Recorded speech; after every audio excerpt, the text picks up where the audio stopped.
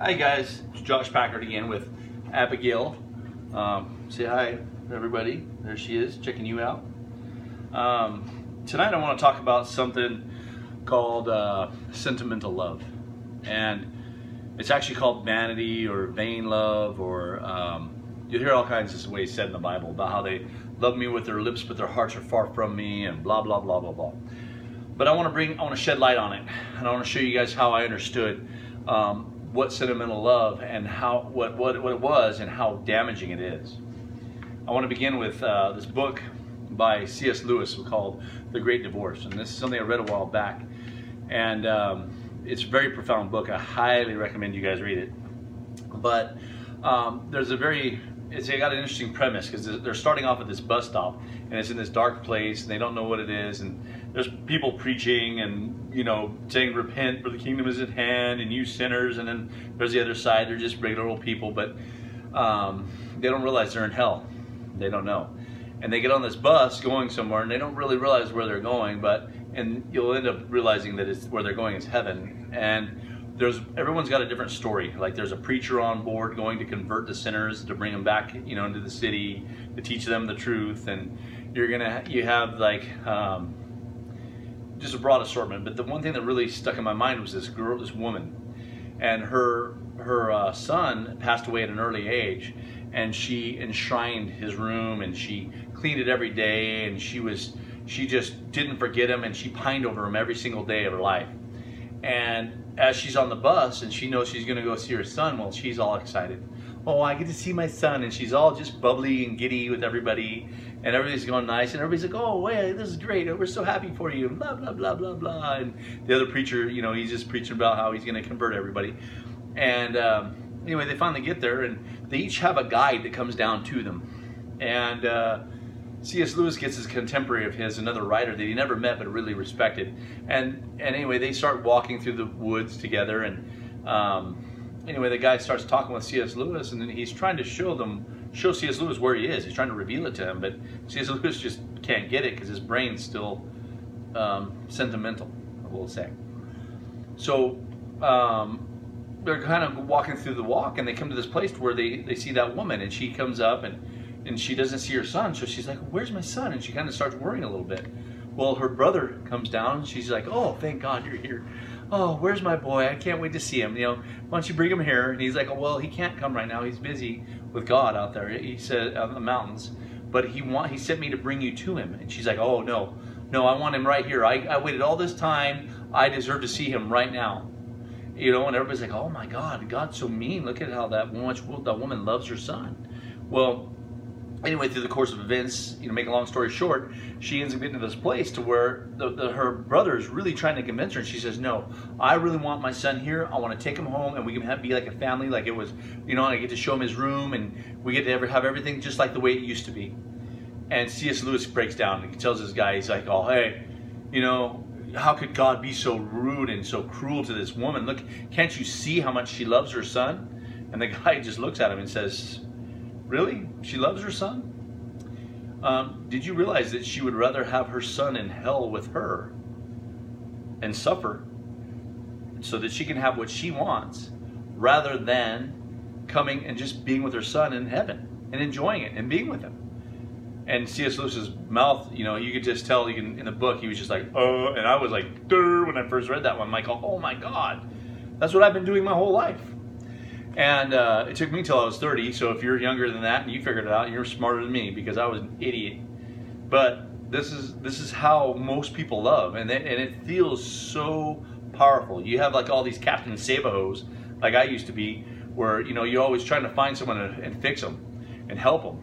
And it's the other way for women. They do a lot. I mean, women are really much more known for that than men, but I'm one of those idiots. But you see, you can tell when love is sentimental, because it's not being reciprocated. It's only one way. But it's sick, because everyone feels bad for the person that's really in love, and then they think the other person's a jerk. But that's not the case, because they're both getting something from each other. The one that is like a martyr, saying, oh, look what I've done, and I love him so much, but he always hurts me. And then the other guy's like, oh, you know what? I got this woman wrapped around my finger, blah, blah, blah, blah, blah, so he can look tough and cool to his friends. And so she's a possession to him, and then he's a project for her, and it's both of them are just self-serving. Even though it feels really strong and powerful, it's only for your benefit. Much like a woman or a man that say, oh, I love my kids. Well, then they're drug addicts, or they get into terrible relationships with abusive men or women, or whatever, and anyway, so their kids suffer so that they can have some sort of temporal happiness for themselves. Well, you really didn't love your kid, did you? You put your feelings and your needs above your child. So in truth, the love that you feel for them, even though it's very strong, is only sentimental and self-serving, and your children suffer because of it. So you didn't love them. And I'm sorry, that's just the way it is. I know there's a lot of people that fit that bill. So a relationship should never be one-sided. A relationship is both ways, both people working to make each person comfortable, so that there's no fear. So I didn't know until I met the Lord, and definitely until I met my wife, to where what love really was. And love is where the action of love is to make safe and secure a relationship, so that when I met my wife, I was finally to the place where God showed me. So I was like, every moment, I would just tell her. So I didn't need her because I had God, but I made her know that I've chosen to be with her and I will never leave her. So every single moment anytime she got jealous, I'd say, honey, I'm not going anywhere. Anytime I got jealous, she did the same thing. There's nothing. So we're walking through life. We're trying to quiet each other's fears. Well, to someone who's sentimental, that's very boring because there's no chase involved. There's no like big excitement and like this like need to have that person so desperately. It's not there because that person isn't running from you. There's a very good saying, and it says that we pursue that which flees from us.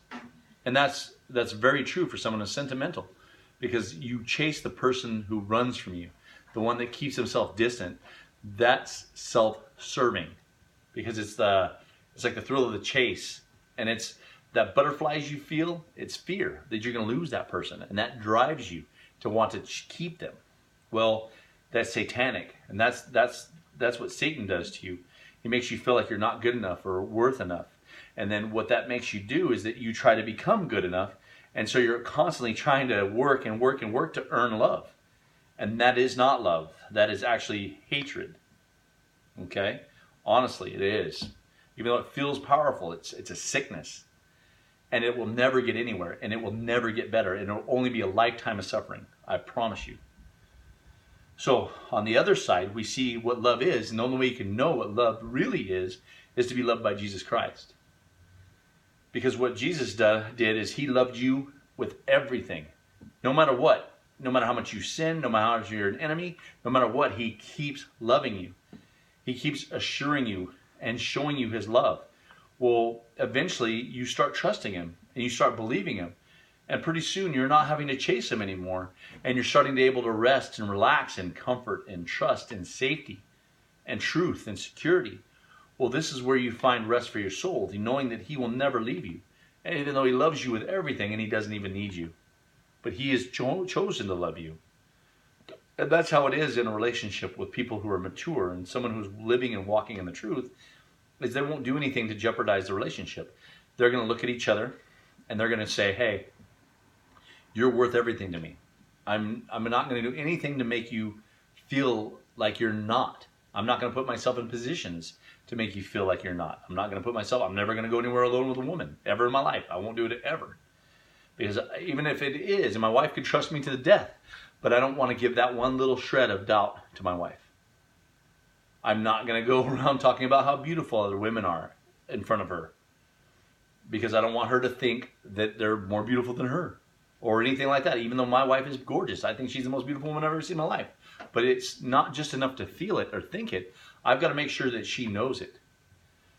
I'm not a perfect husband by far, neither she's a perfect wife, but we keep every day endeavoring to bring that peace to each other. And that's what love is. It's boring. I mean, compared to like the big highs and lows of sentimental love, but it's safe because you can come as you are, be as you are. It's all about knowing each other deeper, knowing each other deeper, and knowing each other on a deeper level, and exposing yourself and being loved through it, so that you can have that safety and security, and that all love is founded on trust. Without trust, you can't have love, and trust is not just, oh, I trust that he won't cheat on me. Trust is, I trust that he won't hurt me on purpose. I trust that that he would never put himself in a position to make me doubt. I trust that he cares about me more than all of his friends. I trust that he puts me first, just after God. And that's the way it should be. The wife is the most important thing next to God, to every man. It should be. And if you're putting your friends in front of your woman, you are not loving her. If you're putting your family in front of your woman, you're not loving her. She is your family. Okay? So the same thing with God. Now, when you come to him as though you feel like you're a sinner and you're trying to earn from him, you're still sentimental. You're not fellowshipping. You're not exposing yourself to be fellowshipping with God. And that's very, very important. And so if you're not doing it with God, it stands to reason that everywhere else in your life that you're not doing it. You're not loving your wife, nor your friends, nor your children, nor your family. You're not, because you're still trying to get people to earn, or you're still trying to earn, or something's happening. There's just something's not there. It's just sentimental. Now, what kind of really re-triggered me on this was Ephesians 5.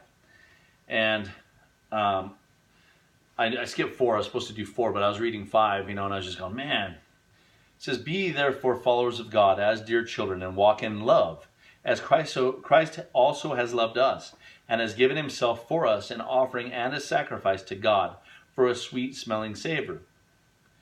But fornication and all uncleanness and covetousness, let it not be once named among you as become saints. Okay, well, fornication is not just sex, like we think, just only, it's sex before marriage. It's not. Just like in the Ten Commandments, it says, shall commit adultery. Well, think about that. Later on, it says, you shall not covet your neighbor's wife. So that adultery isn't necessarily talking about cheating on your wife. It's talking about actually all the other things like homosexuality, sex before marriage, which I have done it, and everyone I know has done it, but it's still wrong. It's outside of God's plan. But it's not loving somebody, because you're not doing the absolute best for them. You're seeking to satisfy your lusts on another person. And don't get me wrong, I can't judge, but honestly, this is where we're falling short and loving each other. Covetousness. I mean, these things it's again, covetousness always is having this lack, like you don't have something and you need to have something, and that's like codependency in relationships. You're coveting that person. You're chasing them. You're like a dog chases its tail. It's no good for you. Okay. He says, let it not once be named among you as becomes the saints, because it's not love. He says before, love. This isn't love. He says neither filthiness nor foolish talking nor jesting, which are not convenient, but rather giving of thanks. For this you know that no whoremonger, and a whoremonger is somebody who gives for a price. So those people out there that love you if you do something for them, or if you buy them stuff, or you give them the right sex. Whatever it is, but that's a whoremonger. A whoremonger is somebody who does things for money or for payment. Nor unclean person, nor covetous man who is an idolater has any inheritance in the kingdom of Christ and of God. So what's happening is that it's a token of perdition to somebody to be whooped, to be used, or to use somebody else. On both sides of the matter, you're wrong. Okay? Let no man deceive you with vain words, for because of these things comes the wrath of God upon the children of disobedience. Be not ye therefore partakers with them. For sometimes you were darkness, but now are you light in the world. Walk as children of the light. Okay, now, the children of the light know how to love, because they've been loved. Okay? And you can exercise it. The way that God has loved you, you exercise it in all of your relationships. And you can't be perfect, of course. But, I mean, to other men, but you can't let that be a dissuasion. These things are right. You know, things like homosexuality, well, it's not, it's wrong because you're using somebody else to fulfill your lusts. Honestly, men were made for women and women for men, not men for men. And if you're using another man for sex, or they're using you, they don't love you because they're doing things that are unnatural and against the nature of God. So they would rather you suffer in homosexuality rather than for you to know the truth and you to be free. Same thing with fornication before marriage, sex before marriage. I know it's hard, but what it is that you've put your sexual needs above the welfare of your partner. You don't love that person. Even though you say you do and you feel all these strong emotions, you really don't. It's shown in the truth that you don't.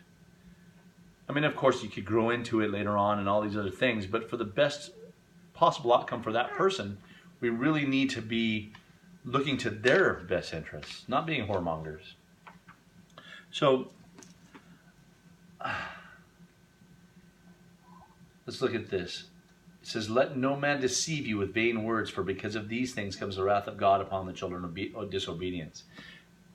So, God's wrath still abides. You know, the law is right. The law talks about what is the best things for us, and how to live the best possible life is by following the law. It's not for righteousness or peace before God. It's actually a benefit for you to follow the law. But as you follow the law, you will reap its blessings.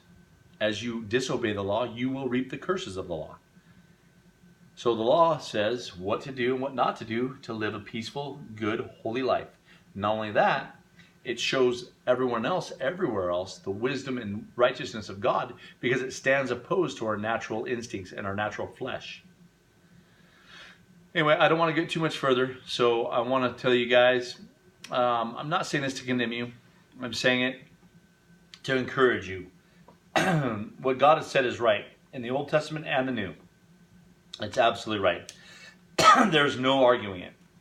By being obedient to the law, not for righteousness, but just for the benefit of life, you're going to show forth God's glory and His righteousness on this earth and His wisdom.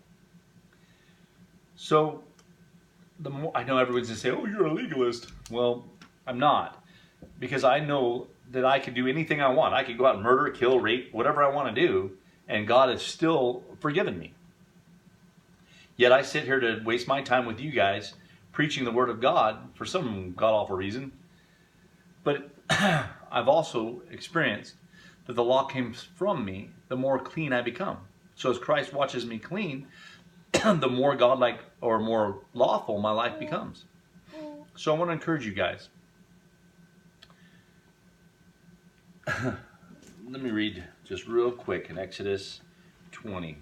I want to show you guys the very first law. And I want you guys to it just came to me right now, and I want to just share it with you because this is very, very, very important. And, okay. And God spake all these words, saying, I am the Lord your God, which have brought you out of the land of Egypt, out of the house of bondage. Does that sound very familiar to you? So this is my life. God brought me out of bondage. I can tell you right now. I've been in Egypt, and I've been in the wilderness, and I have been in the good land. And I want you guys to see. It says, He brought you out of the house of bondage. You shall have no other gods before me. He's not saying that for His benefit. He's saying that for your benefit. Okay? Because by having Him alone as your God, you will be loved in reality, not sentimentally. Because Satan promises you everything and says, if you do good and you follow my rules, then I'll love you. But He never does. So you shall not make unto you any graven image or any likeness of anything that is in heaven above, or that is in the earth, or that is in the water under the earth. So have you ever seen Christ or God for that matter? I mean, Christ is God, but have you seen Him? Well, how do you know you don't look just like Him? So if you've not seen Him, you can't say that someone isn't looking like them, or that you yourself are looking like them. He says, you shall not bow yourself down to them, nor serve them, for I, the Lord thy God, am a jealous God, visiting the iniquity of the fathers upon the children to the third and fourth generation, to them that hate me, and showing mercy unto the thousands of them that love me, and keep my commandments. Okay, this is very important. You shall not bow down to any other image. Sentimental love causes you to bow. It causes you to ask and beg. It causes you to grovel. Okay? These laws are God sent for your benefit. These laws are wisdom. These are right. No matter what you say, God's laws are still in effect and they are still right. And you will get blessing if you obey them, and you will have curses if you disobey them. So, anyways, you guys have a wonderful night. Be encouraged. Your salvation is secured. You're going to heaven. You're not getting that revoked. But are you just going to, now that you've gone into heaven, are you just going to just sit on the sidelines and drink your Gatorade and, like Nick Knudsen said today, drink your Gatorade and sit on the sidelines and do nothing? Because God's kingdom will not come until you voluntarily serve him. You don't serve him by sentimental love. You don't serve him by trying to pretend to be a Christian. You don't serve him in those things. You serve him in truth. All right, you guys. Have a good night. I'll talk to you next time, and go out there and preach the word, man. Tell people God's way is right. Stand up for it. In politics, in life, in everything, stand up for it. Otherwise, you're going to lose. You're going to lose your family, your children. You're going to lose your communities. You're going to lose everything. So, I don't know. Anyway, sounds like kind of a downer, but get on it. All right, people. God bless you and good night.